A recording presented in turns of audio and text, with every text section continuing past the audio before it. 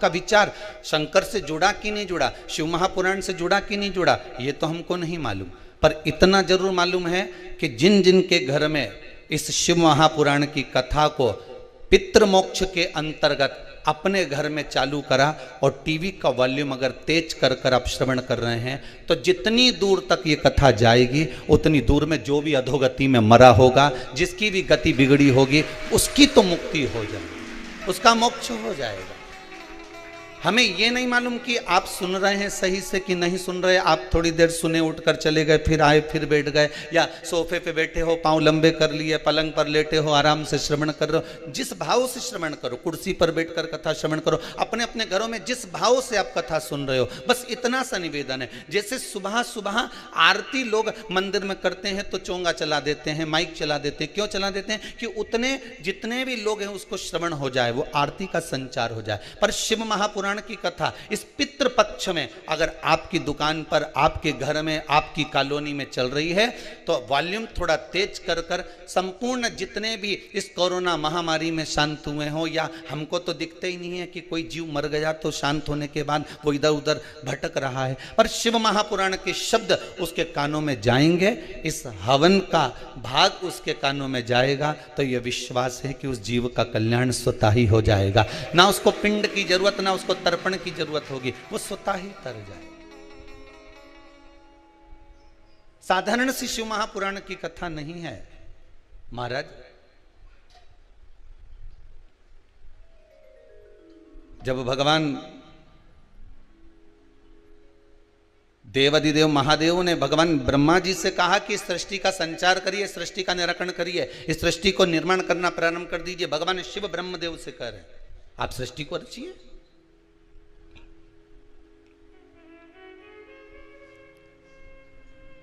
और ब्रह्मा जी ने सृष्टि की रचना करना प्रारंभ करी, तो विचार करा कि मैं पहले सृष्टि को रचूं तो रचूं कैसे, क्या बनाऊं। भगवान शंकर ने अपना अर्धनारीश्वर स्वरूप का दर्शन दिया है भगवान ब्रह्मदेव को। ब्रह्मा जी आधा पुरुष बना दो, आधा स्त्री बना दो। अब ब्रह्मा जी की बुद्धि में क्या बैठा? देखो, कथा कहने वाला व्यक्ति कथा कह देगा, माता पिता को जो शब्द कहना है वो माता पिता कह देंगे, घर के बुजुर्ग को जो शब्द कहना है वो घर के बुजुर्ग कह देंगे। पर आपकी बुद्धि कैसी है, आपका चित्त कैसा है, आपका विवेक कैसा है, आप कितना किस तरह से झेल रहे हैं, कितना किस तरह से ग्रहण कर रहे हैं, ये आपके ऊपर है। एक गिलास में पानी है, थोड़ा सा भरा हुआ, दो व्यक्ति बैठे हैं, आपने एक से कहा ले साहब पानी पी लो, तो वो बोला ये आधा गिलास तो खाली है। फिर दूसरे के पास लेकर गए, ले साहब पानी पी लो, हाँ साहब लाई दीजिए। पर एक बात अच्छी करी आपने साहब कि आधा गिलास भर के लेके आए। जिसने लिया दूसरे ने, उसने कहा अच्छा हुआ आपने आधा गिलास भर के लेके आए। उसने पूछा क्यों? अगर पूरा गिलास भर के लेके आते तो झलक जाता, तो मेरे कपड़े गीले हो जाते। अब एक व्यक्ति कह रहा है कि ये आधा गिलास खाली है, और दूसरा व्यक्ति कह रहा है कि आधा गिलास अच्छा हुआ तुम भर कर लेकर आए।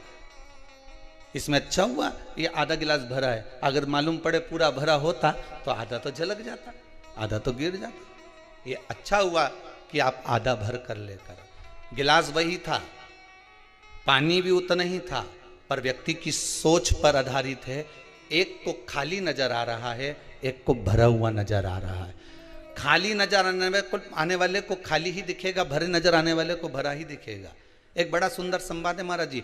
ब्रह्मा जी क्या विचार कर रहे हैं कि अर्धनारीश्वर स्वरूप का दर्शन दिया, तो ब्रह्मा जी ने विचार कर लिया कि मुझे आधा पुरुष बनाना है, आधा स्त्री बनाना है। भगवान शंकर ने कहा था एक पुरुष बनाना, एक स्त्री बनाना। आधा आधा का मतलब है कि आधे ये बना तो आधे ये बना। पर उनकी बुद्धि में तो ये बैठ गया कि आधा आधा मिलाकर बना देना है। जितना हम ग्रहण कर रहे हैं, एक गुरु जी के दो चेले भोजन करने के लिए गए। अब गुरु जी के चेलों ने भोजन करने के लिए जजमान क्या गए, जजमान ने उनको भोजन कराया, बड़े प्रेम से जिमाया। दोनों चेले वापस आए, एक बड़ा प्रसन्न था, दूसरे का मुख उतरा था। गुरुजी ने पूछा क्या बात है? आपका चेहरा क्यों उतरा हुआ है बेटा? चेला बोला, बस गुरुजी पूछो ही मत। क्यों, जजमान ने दोनों में कोई दिक्कत दे दी क्या? इसका मन प्रसन्न है और इसका मन डाउन है, ये थोड़ा सा उतरा हुआ है। तेरे को आसन अच्छा नहीं लगाया था क्या? नहीं, दोनों को एक जैसा आसन लगाया था। अच्छा, तो भोजन में अंतर था क्या? इसको ज्यादा खीर खिला दियो, तेरे को खीर कम दे दियो? नहीं नहीं गुरुजी, भोजन भी एक जैसा खिलाया। तो दक्षिणा कम थी क्या? नहीं नहीं गुरुजी, 2-2 रुपए दोनों को दिए। फिर दिक्कत क्या हुई बता? तो चेला बोला कि गुरुजी मेरा मुंह इसलिए उतरा है, मैं तो सेठ जी के यहाँ भोजन करने गया था तो मुझे लगा था कि सेठ जी 10 रुपया देंगे, पर उनने तो जम के तो बोलो 2 रुपए ही दिए। अच्छा, फिर गुरुजी ने पूछा दूसरे चेले से, ये बता तू इतना प्रसन्न क्यों है? अरे गुरुजी, मुझे तो लग रहा था कि सेठ जी इतना कंजूसड़ा है, इतना कंजूसड़ा है कि 8 आने से ज्यादा देगा नहीं या 1 रुपया से ज्यादा देगा नहीं, पर जब मैं भोजन करने गया और उसने 2 रुपए दिया नहीं तो हमारा तो दिल प्रसन्न हो गया गुरुजी, इतना आनंदित हो गया कि मेरा मन प्रसन्नित हो गया। दोनों गए थे भोजन करने के लिए, दोनों को आसन लगाया गया, दोनों को भोजन कराया गया, दोनों को दक्षिणा दी गई। बस एक चेले के मन में थोड़ी आशा ज्यादा लग गई थी कि इतना मिलेगा, और दूसरे के मन में यह था कि थोड़ा भी मिल गया, अगर प्रेम से मिल गया और विश्वास से मिल गया, सत्यता में मिल गया, ईमानदारी का मिल गया, थोड़ा सा भी मिल गया तो ये मेरी जिंदगी संवार देगा। एक को 2 रुपए मिले, वो जिंदगी को संवारने वाले थे, और दूसरे को जो 2 रुपए मिले वो आशा इतनी लगा के बैठा था कि 10 रुपया मिलेगा, न ऐसा होगा न वैसा होगा। सब आस पर पानी फिर गया तो दिल दुख गया।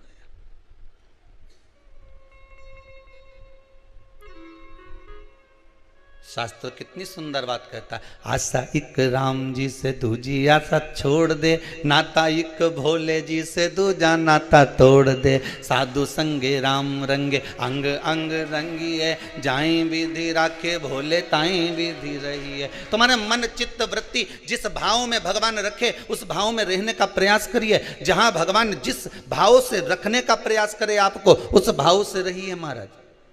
पर अपने जीवन को सत्यमय बनाओ, क्योंकि शंकर को सबसे ज्यादा इस महा बेलपत्र से भी ज्यादा प्रिय मेरे शिव को अगर कुछ है तो क्या प्रिय है? जम के बोलिए जरा, सत्य प्रिय। शिव को अगर बेलपत्र से भी ज्यादा अगर कुछ प्रियता लगती है, मेरे भोलेनाथ को अगर इस बेलपत्र से भी ज्यादा प्रिय है तो वो सत्य प्रिय है। सत्यम शिवम सुंदरम, सत्य प्रिय। शंकर की प्रियता सत्य में है, शिव की प्रियता सत्यता में।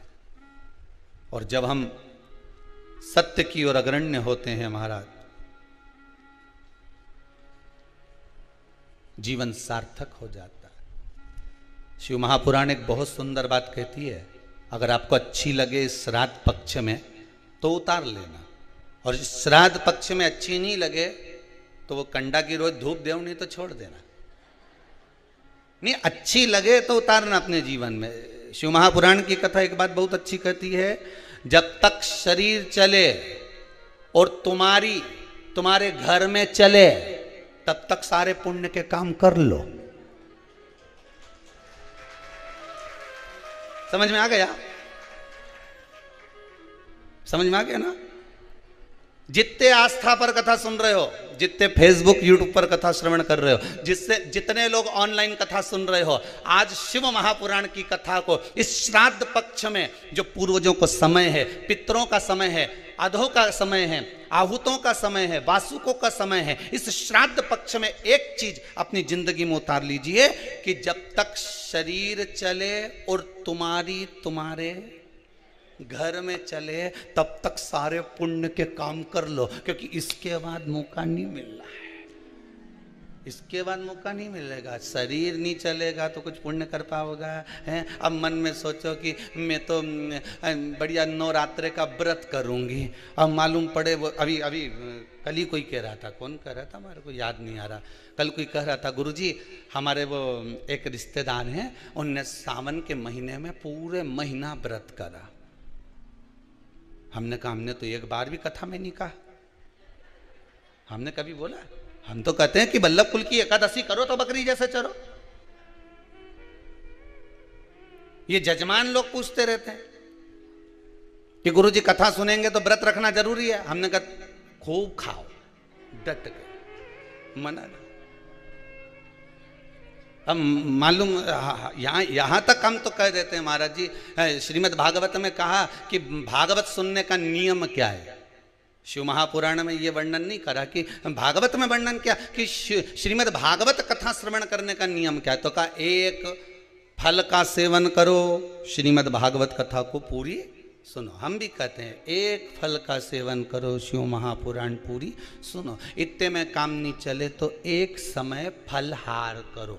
फरियाल नहीं बोला है, फरियाल एक अलग डिजाइन हो गई, फलहार एक अलग डिजाइन हो गई। फरियाल में वो साबूदाने की खिचड़ी, बर्गर, चिप्स और मैं भूल गया राजगिरे की पूड़ी और खीर और आलू का हलवा, ये सब फरियाल में आ गया। फलहार में केवल फल का एक समय फलहार करो, पर शिव महापुराण की कथा पूरी सुनो। इतने में भी काम नहीं चले तो एक समय फलहार करो, दूसरी समय फरियाल करो। अब आई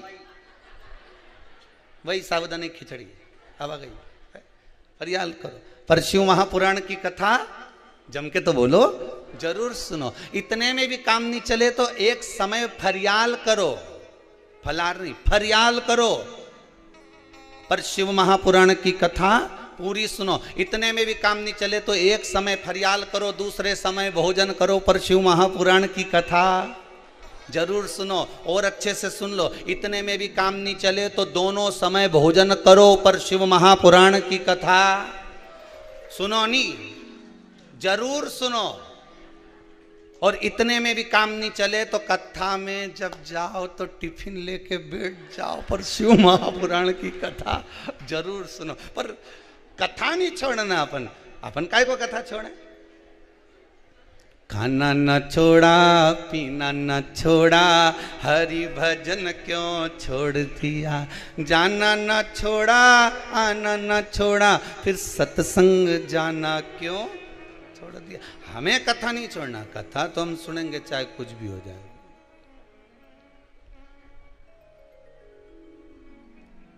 चित्त वृत्ति में रख जाए कथा।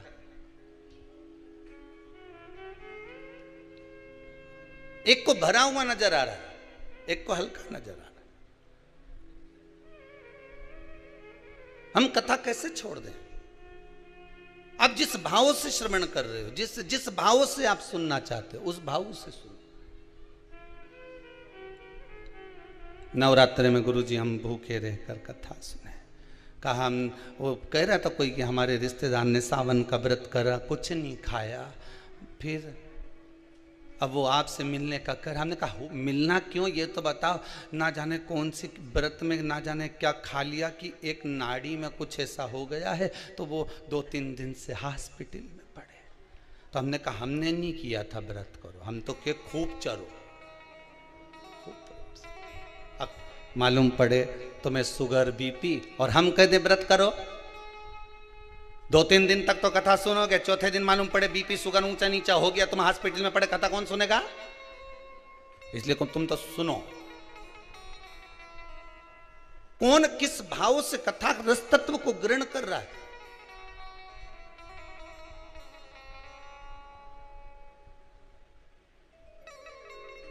श्राद्ध पक्ष चल रहा है,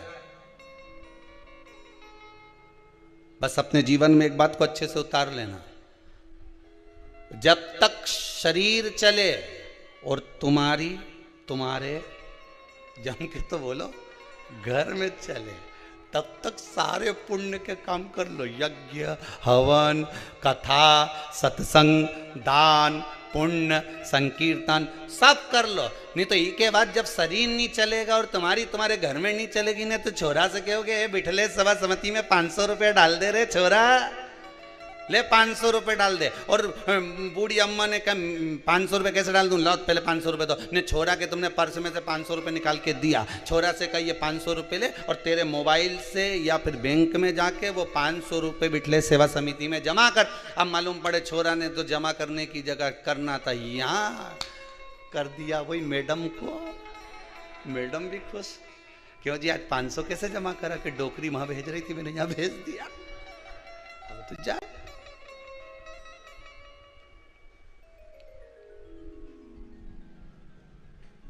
शरीर चले और तुम्हारी घर में चले जब तक खूब पुण्य करो साहब, क्योंकि शरीर चलना जब बंद हो जाएगा, सही साथ नहीं देगा, तो फिर व्रत करोगे तो हो पाएगा? बोलो तोरी जी होगा कहीं? जितनी आस्था पे सुन रही हो बोलो तो शरीर सही है, हो पाएगा? नहीं। अभी नवरात्रे लगने वाले हैं, अभी श्राद्ध जाएंगे और माता जी बैठ जाएंगे। अब कोई कहे कि हम तो एक लौंग पे व्रत करें, कोई कहे कि हम तो केवल एक गिलास दूध पीकर हम व्रत करेंगे, कोई कहे कि हम तो एक समय फलहार करेंगे। जैसा तुम्हारा शरीर सधे उसको साध लो।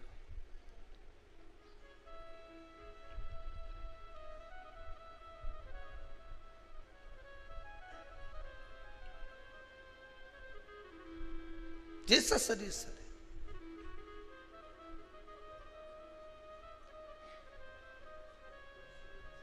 एक जंगल में शेर 14 दिन तक भूखा था।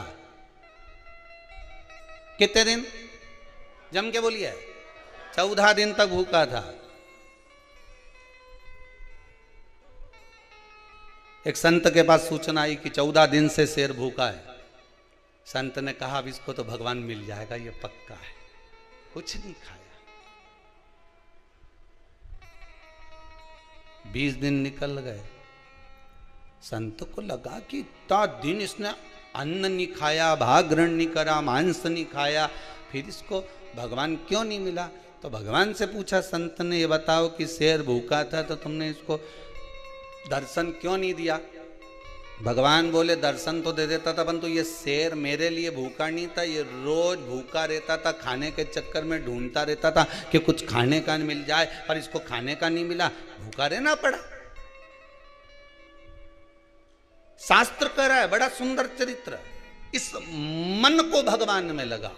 तुम सोचो कि भूखे रह जाओगे तो भगवान मिल जाएगा। भगवान के भूखा रहने से मैं नहीं मिलता, मैं तो तेरे भीतर की जो काम, आसक्ति, तृष्णा, लोभ, विषय, वासना, झूठ, प्रपंच, छल, ये सब तू जब समाप्त कर देगा मैं मिल जाऊंगा।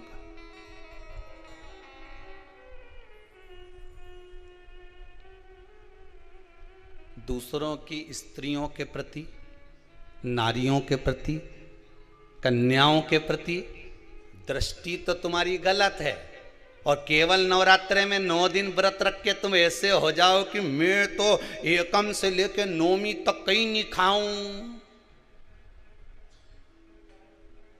केवल नवरात्रे में ये उसी में कहा है कि सावन के महीने में त्रिपुंड लगा लिया, सावन के महीने में व्रत रख लिया, सावन के महीने में दाढ़ी बढ़ा ली, बाल बढ़ा लिया, और सोचा कि मुझे शंकर जी मिल जाएगा। शंकर जी के या बरसाती मेंढा कौन के मैं अच्छे से पहचानू रे? भोलानाथ जी भी कहें इनके बरसाती के मेंढा कौन को मैं पहचानू, ये बरसात में ही निकले केवल, उसी तरह सावन में नजर आए। तो ये ढोंग और प्रपंच भगवान को प्रसन्न नहीं है। भगवान को प्रियता निर्मल मन सो मोहि पावा, मोहि छल छिद्र कपट ना भावा। भगवान को प्रियता क्या है? केवल एक निर्मलता का स्वभाव, निर्मलता का मन, चित्त, वृत्ति, तुम्हारा अच्छा भाव। भगवान को ये नहीं चाहिए कि तुम भूखे कितने हो, भगवान ये नहीं देखता कि तुमने कितने समय तक तप करा, भगवान तो ये देखता उस तप में तुमने मेरा ध्यान कितना करा। माता जी का अगर व्रत कर रहे हो तो तुम कितनी देर माता की स्तुति कर रहे हो, तुम कितनी देर भगवान का भजन कर रहे हो, तुम कितनी देर भगवती स्मरण कर रहे हो। मालूम पड़े स्तुति करी कुछ नहीं और व्रत बहुत लंबा रखा, भगवान कैसे मिलेगा?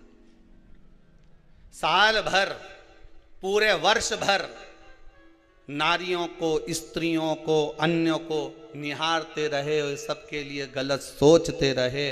और मालूम पड़े नवरात्रे में मैंने 9 दिन व्रत रख लिया, अब 10वें के दिन कौन छोड़े, एकादशी का व्रत और करूंगा, फिर 12 के छोड़ूंगा। कहीं कहीं का ऐसा भी भेरू है। उस चित्तवृत्ति में तुमने भगवान को कितना रिझाया। तुम करो व्रत, खूब करो, डट के करना। तुम दान करो, डट के करो, कोई दिक्कत नहीं। तुम कमाई करना तो भी डट के करना।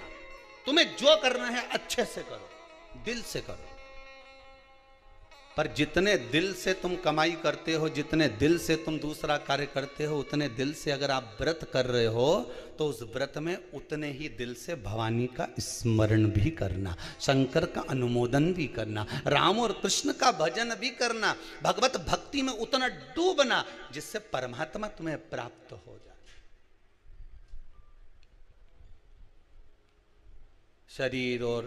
शरीर चले और घर में तुम्हारी चले तो खूब पुण्य कर लो, भजन कर लो।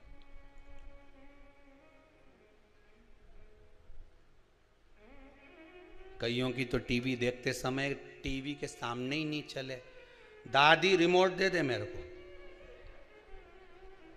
अभी मेरा डोरेमोन आ रहा है, रिमोट दे। दादी के एक दूनी धर के सियोर वाला महाराज आई रिया, चला दे बता। वह पितृ मोक्ष कथा वाची रिया, तू डोरा मोहन देखी रिया, दे इधर।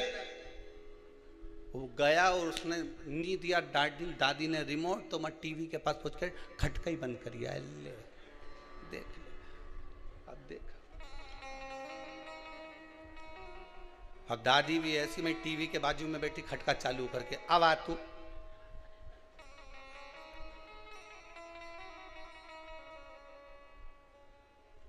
देखो एक बात आपको कहें, छोटे बच्चों को उपहार बड़ा प्रिय लगता है ना। कुछ चीज दोगे, गिफ्ट दोगे, बड़ा प्रिय लगता है। और बच्चों ने कुछ मांगा, उपहार तुम कुछ नहीं दे पाए तो बच्चा रोएगा कि नहीं रोएगा? अरे बोलो तो जम के। इतनी दूर गई थी, सीहोर गई थी, कथा सुनने गई थी, मेरे लिए क्या लाई? अब उसको समझाओ कि भैया सीहोर तो माँ कुबेरेश्वर धाम से 12 किलोमीटर दूर था। वहाँ जंगल में तो महाराज ने कुबेरेश्वर महाराज के बिठाया, वहाँ ना तो बिस्कुट मिले, ना चिप्स मिले, ना वहाँ पर कच्छू मिले। बस दोनों टाइम महाराज जी भोजन करा दे, एक बार नाश्ता करा दे, 2 बार चाय पिला दे, छुट्टी।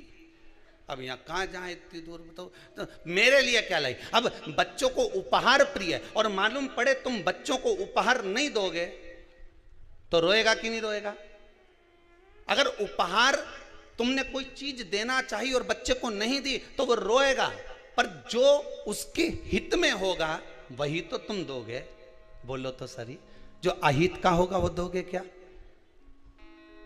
एक बात अपनी जिंदगी में उतार लीजिए,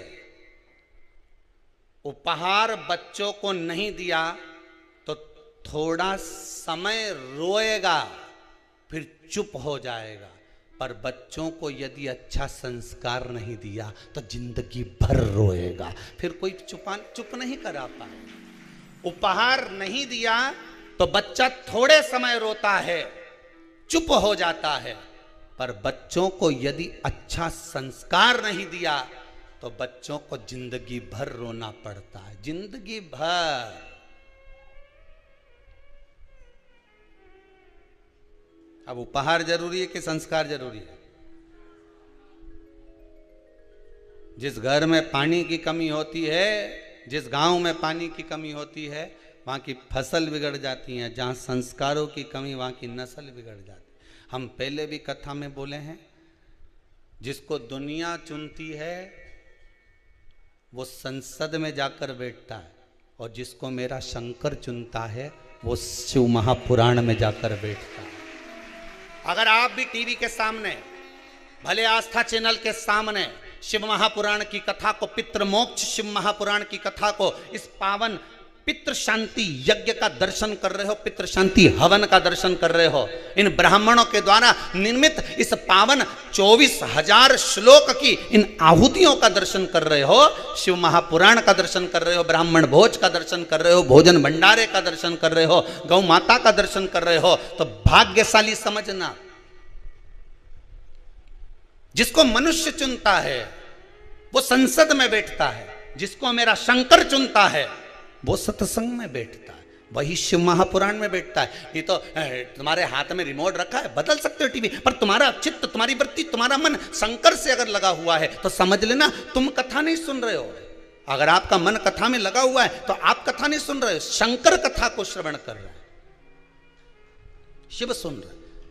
और आपके घर में अगर टीवी चल रही है, शिव महापुराण की कथा मोबाइल पर, फेसबुक पर, यूट्यूब पर या टीवी पर चल रही है, उसका जो वॉल्यूम बढ़ा हुआ है, उसके शब्द जैसे सिंह गर्जना करता है, शेर धाड़ता है, तो छोटे छोटे जीव भाग जाते हैं, हिरण आदि छोटे छोटे पक्षी पशु भाग जाते हैं। उसी तरह जब शिव महापुराण के शब्दों की गर्जना होती है तो ना जाने कितने पाप कर्म हमारे चले जाते हैं और ना जाने कितने जीवों का कल्याण हो जाता है मात्र उसकी गर्जना से, मात्र शिव महापुराण के स्मरण से, शंकर के अनुमोदन से। ब्रह्मा जी ने केवल एक उनकी चित्त वृत्ति से विचार कर लिया, ब्रह्मदेव ने। ब्रह्मा जी विचार करे कि मुझे आधा आधा बनाना था, तो ब्रह्मा जी ने दोनों को जोड़ के बना दिया। अब जो जुड़ के बना ना वो किन्नर उत्पन्न हो गए, आधा पुरुष आधा स्त्री। भगवान विष्णु जब भगवान देवाधिदेव महादेव के साथ निकले भ्रमण के लिए आए, उनने देखा किन्नरों को देखकर भगवान विष्णु को हंसी आ गई। भगवान शंकर को अच्छा नहीं लगा, प्रभु ये आपने गलत कर दिया, आप हंसे क्यों इन पे? कि भगवान विष्णु बोले भगवान महादेव जी से, आपने बोला था सृष्टि को रचने के लिए, आपने कहा था आधा पुरुष बनाना आधा स्त्री बनाना, ब्रह्मा जी ने दोनों को भेला करके बना दिया। अभी आपको कथा में कहा जिसकी बुद्धि में जैसा होगा कथा वैसी मिलती है। आप अच्छा सोचकर कथा सुनोगे तो आपको अच्छी मिलेगी। आपने कथा में अगर बैठे हो और बुराइयां छाटना चालू कर दी कि महाराज जी ने क्या बोला, क्या नहीं बोला, क्या करा क्या नहीं करा, तो तुम केवल बुराई छाटने बैठे हो तो बुराई ही मिलेगी।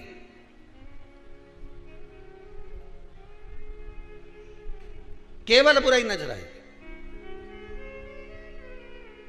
जब तक तुम्हारे छोरे की शादी छोरी से नहीं हो जाए तब तक छोरी ऐसी लगे इतनी बढ़िया लड़की है गुरुजी, ऐसी बढ़िया, उसका परिवार का लोग भी अच्छा है ना, उसकी माँ तो इतनी सीधी बापड़ी है, उन्हें बोलना ही नहीं आए, बहुत बढ़िया। उसका पिताजी बेचारा दुकान पे जाए न जाए, 2-3 भाइयों का परिवार है, दोनों तीनों भाइयों तो बेचारा खूब चतुर ने, बेचारा यही हमारा बीआई जी घना सीधा अच्छा, और उनका छोरा भी इतना बढ़िया बेचारा, इतना सीधा साधा, ने पूरे परिवार का गुणगान गाओ। कब तक? जब तक भावन नहीं टल जाए। और जी दिन शादी करके आई, उसका 1 साल निकलिया,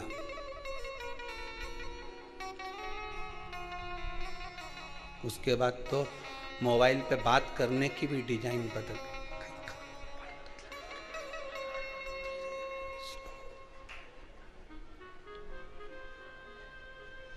अब बेटी पूछे मम्मी क्या हुआ, बड़ी दुखी, मारे कहीं मालूम था, मैं तो हीरा समझी थी, कोयले की खदान निकली।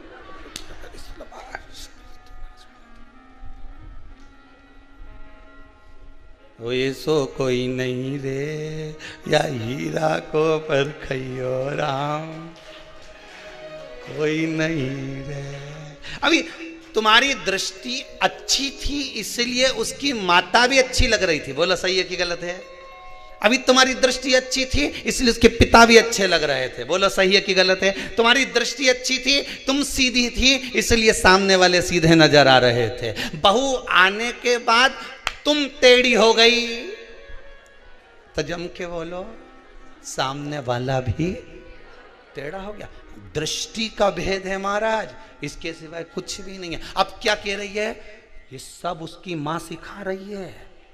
पहले क्या बोल रही थी? उसकी माँ तो ऐसी पगली होके कहीं नहीं यार, बेचारी सीधी सादी। हाँ उसकी चाची on तेज है, न उसका छोटा भाई तेज, न वो तेज, पर माँ सीधी, न उसका बाप सीधा। अब कौन नजर आ रहा है? वो तो जब जाए नहीं, जब उसकी माँ कहीं ना कहीं सिखाए।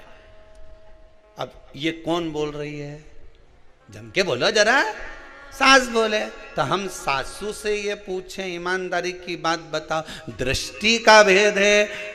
काला कलर का चश्मा पहनोगे तो सब काले ही नजर आएगा, धर्म का चश्मा पहनोगे तो सब धार्मिक नजर आएगा, पुण्य का चश्मा पहनोगे सब पुण्यवान नजर आएगा, चोरी का चश्मा पहनोगे सब चोर नजर आएगा, संस्कारवान का चश्मा पहनोगे सब संस्कारवान नजर आएगा। धर्मात्मा को धर्मात्मा दिखता है, पुण्यात्मा को पुण्यात्मा दिखता है, पापी को पापी दिखता है, कपटी को कपटी दिखता है, बेईमान को बेईमान दिखता है, छली को छली दिखता है, प्रपंची को प्रपंची दिखता है, झूठे को झूठा नजर आता है। जैसी आपकी दृष्टि होगी सामने वाला वैसा नजर आएगा। आप टेढ़े हुए तो सब जम के बोलो टेढ़े न चलाने लगे। आप बुराई देखना बंद कर दो। हमारी बहू जैसे पहले बोलती थी ना, इतनी बढ़िया है, इतनी बढ़िया, सब बढ़िया है, सब आनंद है, सब चीज में। अब अच्छा देखो तो सरी। अरे वाह, दुर्योधन को कोई अच्छा ही नहीं मिला। भगवान के संसार में कहीं का अच्छा नहीं, सब बेकार। और युधिष्ठिर का पूरे संसार में एक आध तो ढूंढला कहीं का बुरा, कि सब अच्छे। दोनों की दृष्टि में अंतर था, वो बुरा देखे वो अच्छा देखे। दुनिया के लोगों की आदत है, यहाँ तो भगवान में लोग बुराई ढूंढ लेते हैं। वारे भगवान बांके बिहारी गजब, कितना लड्डू खाता हो तुम गजब। गणेश जी महाराज क्या लड्डू में चकाचक रहे हो, कितना भोग लगे गणेश जी महाराज तुमके, कितना। गणेश जी महाराज मन में सोच रहे मेरी जगह आके तो बैठे एक बार, न हिलूं न डुलूं, बस ऐसे ही बैठे रहे। आके बैठ जरा एक बार, मालूम पड़ जाएगा कि लड्डू खाऊं कि नहीं खाऊं। ये इतना लोग मेरा दर्शन करने आए, इतना प्राण खा जाए कि लड्डू खाने की फुर्सत ही नहीं मिले, कई लड्डू खा।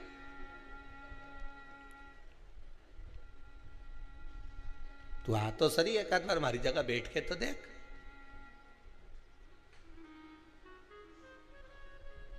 मैं 3 घंटा कथा में बैठे बस सियोर वाली महाराज की, तो बाबा रामदेव का सारा आसन लगा ले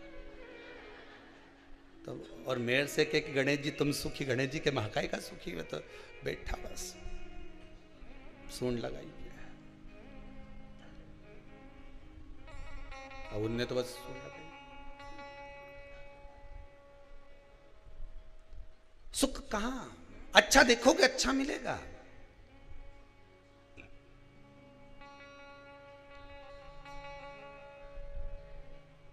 कितना खर्च करने के बाद भी सुख का अनुभव नहीं होता। शादी में कितना खर्च करते हो? 2-4-5 लाख रुपए, तो बड़ी बड़ी शादियों में तो 50-50 लाख खर्च हो जाता है, 5-5, 10-10 लाख खर्च हो जाता है। सब आइटम जोरदार जोरदार बनना चाहिए, गुलाब जामुन, इमरती, भजिया, पकोड़ा, मीन चाउमीन, ये और पानी पतासा, और ये सब तैयारी खूब जोरदार करी। गरम की गरम माल खिलाया, BIG के खूब जोरदार खिलाया। और कहीं कथा सत्संग में जाओ, ठंडी पूड़ी मिले, बोलो जम के खाओ कि नहीं खाओ, उसमें भी क्या जोरदार भोजन बना साहब, भगवान का प्रसाद में तो आप रूप स्वाद आ जाए। तो यही स्वाद में शादी में क्यों नहीं आए? लाखों रुपए खर्च करे, कितना खर्चा करा।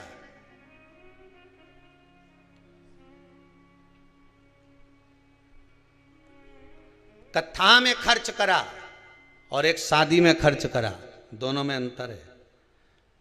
शादी में जो खर्च करा वो 2 साल में मालूम पड़ जाएगा, जैसे ही बहू आएगी नहीं और जोरदार जब झड़ेगी, गुलाब जामुन, रबड़ी, जब सोन पपड़ी झड़े का मुंडा से, तब मालूम पड़ेगा। और एक कथा में जब खर्च करा, कथा में तुमने जो खर्च करा, इतने लोग तुम्हारे दान से, पुण्य से, ये जो लोग ऑनलाइन कथा श्रवण कर रहे हैं अपने पूर्वजों के लिए, जो ब्राह्मण भोज के लिए, गौ माता के लिए, मंदिर निर्माण के लिए जो दान देते हैं, जो तुमने पुण्य करा, दान करा, सत्कर्म करा, कथा में कहीं खर्च करा, और वो खर्च करा हुआ तुमने शादी में खर्च करा ने वो झड़े, और यहाँ जो खर्च करा वो यहाँ नहीं झड़े, वहाँ ऊपर जाके झड़े। स्वयं पितृ देवता झड़ते हैं, स्वयं हमारे घर के पूर्वज, हमारे घर के पितृ, हमारे घर के आहूत, हमारे घर के वासुक के धन्यवाद देते हैं कि मेरे घर का पोता, मेरे घर का बेटा, मेरे घर की बहू, मेरे घर का परिवार का व्यक्ति शिव महापुराण की कथा करवा रहा है, सुन रहा है, दान कर रहा है, पुण्य कर रहा है, सत्कर्म कर रहा है। मेरे घर के बच्चे इस पितृपक्ष में शंकर की कथा का अनुमोदन कर रहे हैं, जिससे मेरा कल्याण हो रहा है, मुझे कुछ प्राप्त हो रहा है।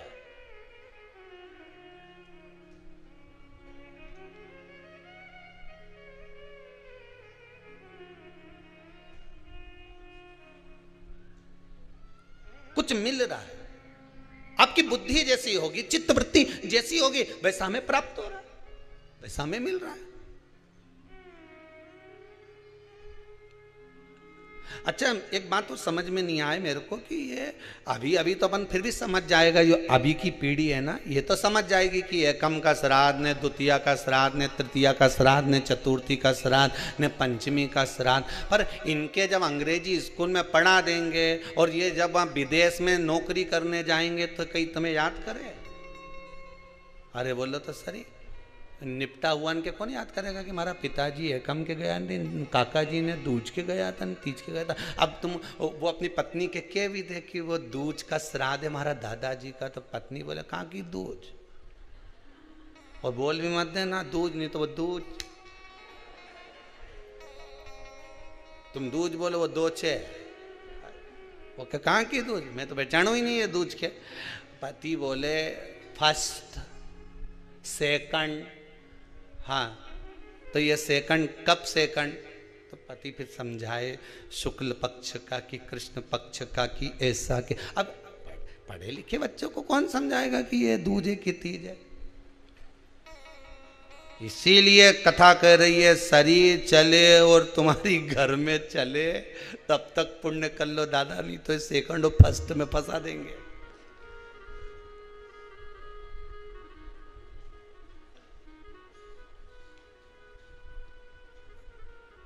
कहीं नहीं जाए। पहली रोटी किसकी बनती घर में?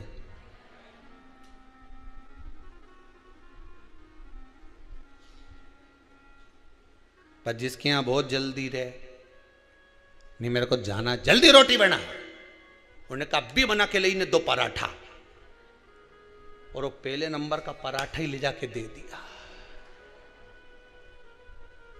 अब तुम तो बोले कि पहली रोटी गाएगी, तो क्या रोटी और पराठा में अंतर है? पर यह शास्त्र के कि तवा पे तो डली नहीं, कढ़ाई पे तो पड़ी नहीं, मतलब जो पहली बनी वही पहली जाना थी। पर के अब उनके जल्दी जाना था तो रोटी, अब किसी ने कथा में कह दिया कि बता हमने तो सियर वाला महाराज का मुंडा से सुनी थी कथा, उन्हें कहा था कि पहली रोटी गाय के देना चाहिए, तुमने पहला पराठा बना के उनके गाय खिलाया, तो क्या कहीं गौ माता से कम है? कहीं अभी तो गौ माता। पहली रोटी गाय को दे दो। 16 श्राद्ध में, श्राद्ध पक्ष में जो लोग गया जी नहीं जा सकते, ब्रह्म कपाली करने नहीं जा सकते, किसी जलाशय पर जाकर तर्पण तिलांजलि नहीं कर सकते, तो गरुड़ पुराण कहती है 16 श्राद्ध में 16 दिन तक गया फाल्गुन नदी का पूरा पुण्य, गया सुर का मुख का हस्त कमल का पूरा पुण्य गाय माता के मुख में आकर विराजमान हो जाता है। 16 श्राद्ध में गाय को एक रोटी अगर दी जाती है तो गया जी में पिंड दान करने का पूरा पुण्य फल जीव को प्राप्त हो जाता है, जीव को प्राप्त।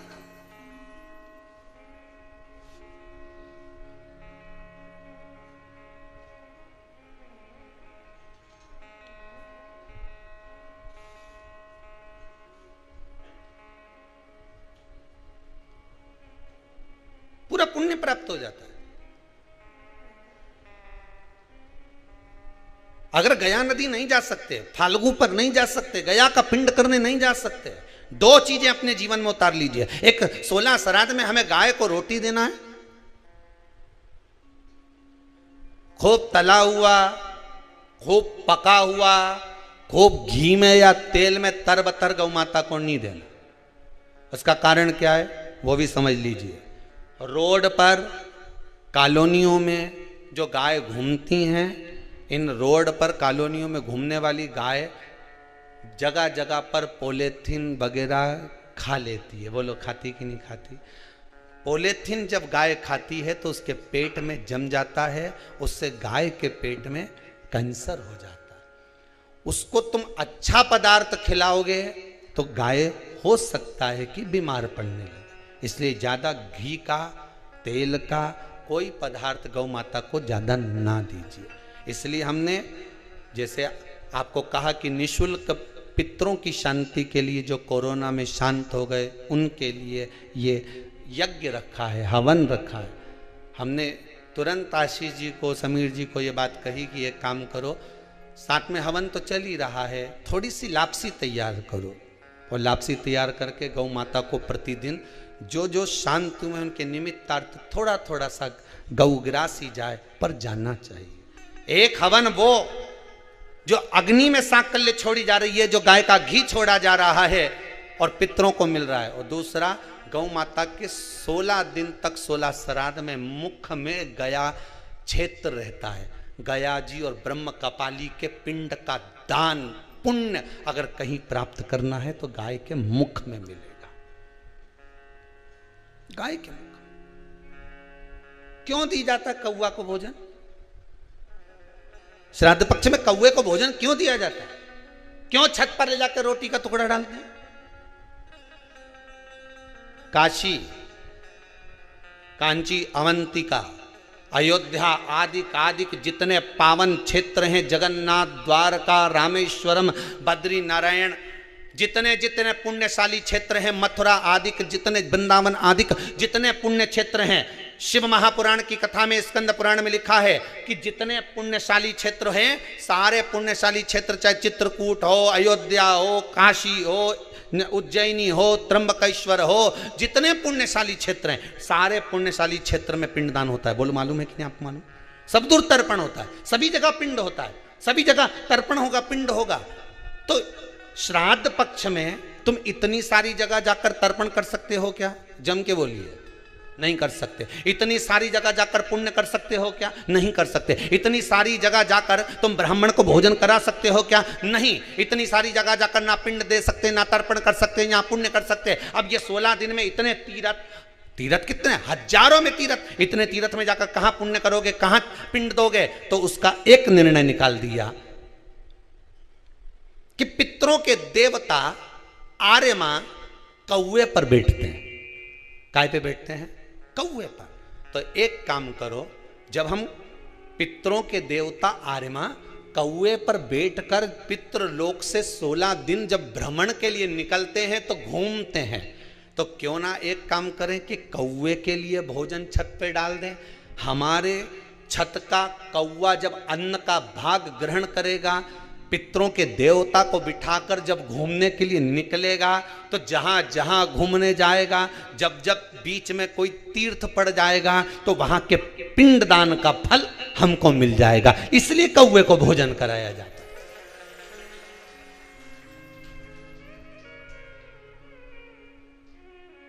कौवे को भोजन कराने का कारण ही यही है।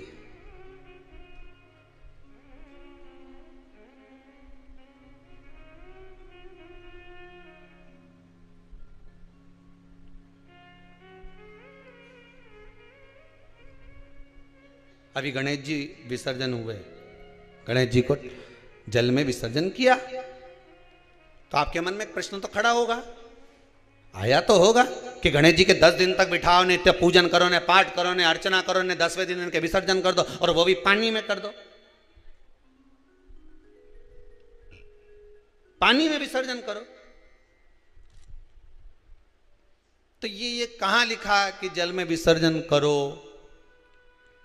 श्रीमद् भागवत पुराण की रचना जब वेद व्यास जी महाराज करने के लिए बैठे, वेद व्यास जी ने सुखदेव जी से कहा कि मैं मंत्र बोलूंगा, मैं श्लोक बोलूंगा, इसको लिखेगा कौन? तो सुखदेव जी ने बोला गणेश जी से विनती करो। गणेश जी से कहा कि आप लिखोगे? गणेश जी बोले मैं लिखने को तैयार हूं, पर बोलते बोलते तुम रुक गए तो मैंने भी लिखना छोड़ दूंगा, उसके बाद मैं भागवत को विराम दे दूंगा, मैं आगे नहीं लिखूंगा। अब वेद व्यास जी बड़े चक्कर में पड़ गए, क्या करें? तो गणेश जी से कहा मेरे श्लोकों में कुछ गड़बड़ी हो सकती है, उसमें से गलती को छांटना पड़ेगा, फिर लिखना पड़ेगा। कितना सुंदर संबोधन श्री वेद व्यास जी ने कहा कि मैं जो श्लोक बोलूंगा आपको लिखने के लिए है, उसमें मैं कुछ गलती करूंगा, उस गलती को छांटना है, तब श्लोक लिखना है। क्यों कहा वेद व्यास जी ने ये बात? गणेश जी भगवान है, वेद व्यास जी कहते हैं मैं तो संसारिक मनुष्य हूं ना, गलती तो कर सकता हूं। गलती कौन करता है? जम के बोलो भगवान गलती करता है क्या? नहीं, गलती कौन करेगा? मनुष्य। गलती मानव करेगा, गलती मनुष्य करेगा। और गलती करने के बाद अगर हमसे अपनी जिंदगी में कोई गलती हो जाती है तो एक बार क्षमा मांगने में कुछ जाता है क्या? प्रणाम करने में कुछ जाता है क्या? निवेदन करने में कुछ जाता है क्या? नहीं। गलती हो गई मुझसे, तो गणेश जी आप गलती को छांटना, लिखना। गणेश जी महाराज लिखने बैठ गए। लिखते लिखते लिखते लिखते 10 दिन हो गए गणेश जी महाराज को। शरीर में ताप पड़ने लगा गणेश जी महाराज के। वेद व्यास जी ने गणेश जी के हाथ का स्पर्श करा तो शरीर तो तप रहा था। वेद व्यास जी ने वहीं पर श्रीमद् भागवत के श्लोकों को विराम दे दिया। अब नहीं बोले। गणेश जी लिखते लिखते लिखते लिखते लिखते लिखते थक गए, ताप पड़ गया, शरीर गर्म हो गया। वेद व्यास जी ने कब करूं क्या? 10 दिन से लिख रहे हैं और शरीर पर ताप पड़ रहा है, करा क्या जाए? उन्होंने गणेश जी का हाथ पकड़ा, उठाया और कहा चलो प्रभु हमारे साथ में। वेद व्यास जी गणेश जी को ले गए और ले जाकर शीतल जल में श्री गणेश जी महाराज को बिठा दिया। गणेश जी को पानी के अंदर उनको विराजमान कर दिया कि अब आप ताप को थोड़ा ठंडा कर लीजिए। शीतल जल में बिठाया। उस दिन से नियम हो गया कि 10 दिन गणेश जी बैठते हैं और फिर उनका विसर्जन होता है पानी के अंदर, जल के अंदर। शरीर का ताप मिट जाए। तो गणेश जी ने वचन दिया है वेद व्यास जी महाराज को, आपने मेरे ताप को मिटाने के लिए मुझे जल में बिठाया है। जो मुझे जल में विसर्जन करेगा मेरा ताप तो मिटेगा ही, साथ में जो मुझे जल में विसर्जन करेगा उसके जीवन के भी ताप को मैं मिटा दूंगा, उसके जीवन के ताप को मैं मिटा दूंगा। ताप मिटा दिया।